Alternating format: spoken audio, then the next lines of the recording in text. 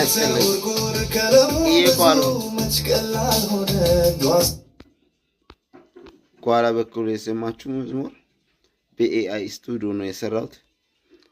ሊንኩን የሚፈልጉት ካሉት ቤቱን ሳብስክራይብ ያደረጋችሁ ሃይ በሉኝ፣ ሊንኩን እሰጥላችኋለሁ። ቀላል ነው። ከዚህ በኋላ እየቦታ ስቱዲዮም እየሄዳችሁ ለመዝሙር እንትን ለማድረግ ከምትጨነቁ በቀላል ቤታችሁ ነው።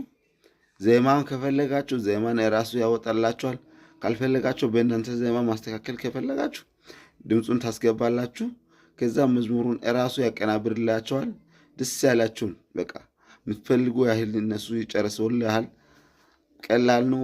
ኑሮ በቴክኖሎጂ ወደፊት መጓዝ ማለት ነው።